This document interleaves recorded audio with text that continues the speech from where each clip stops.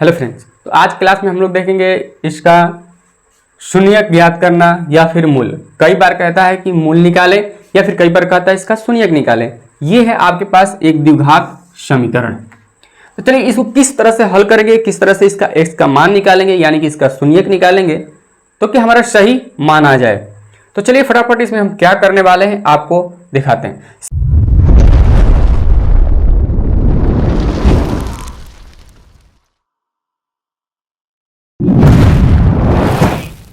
सबसे पहला पद और अंतिम पद का गुणनफल करते हैं। जो भी दिया रहे पहला पद और अंतिम पद का क्या करते हैं, गुणनफल।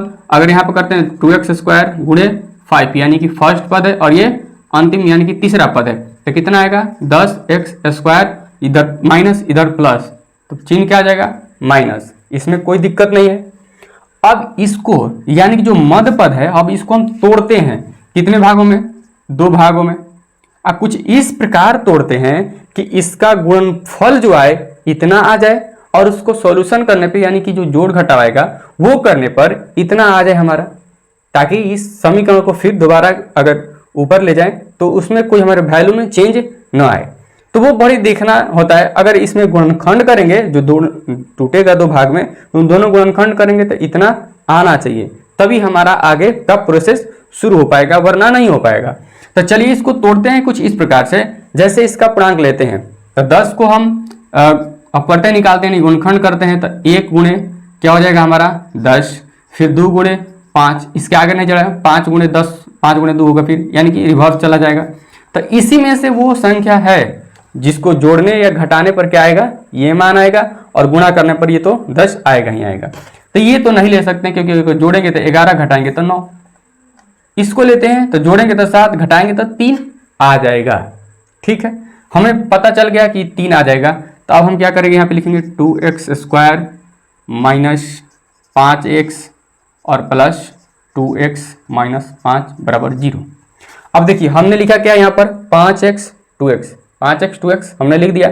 अब यहाँ 3 लाना है माइनस में, तो 5 वाला के वैल्यू क्या करेंगे ज़्यादा, तभी तो आएगा हमारा ये माइनस, वरना क्या आ जाएगा प्लस ना आ जाएगा। और यहाँ पर प्लस है तो ये घट जाएगा, तो हमारा 5 में से क्या बचा -3x।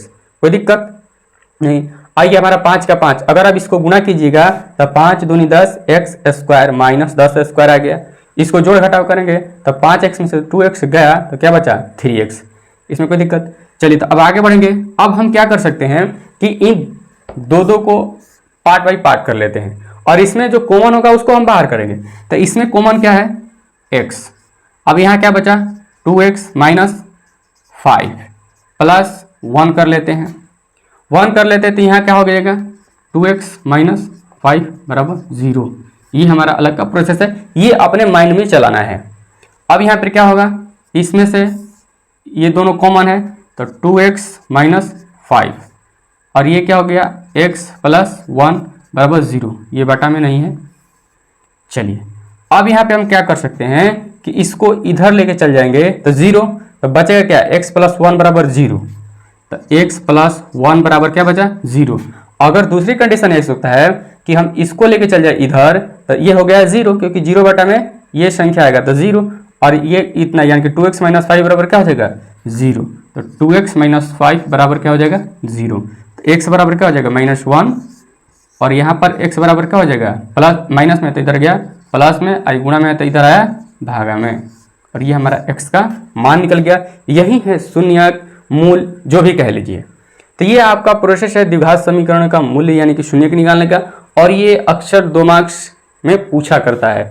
अगर कथन में दे रखा है कथन में, तो आपको 5 नंबर में भी कभी कभी पूछ देता है। तो चलिए हम लोग नेक्स्ट क्लास में देखेंगे नेक्स्ट टॉपिक की ओर।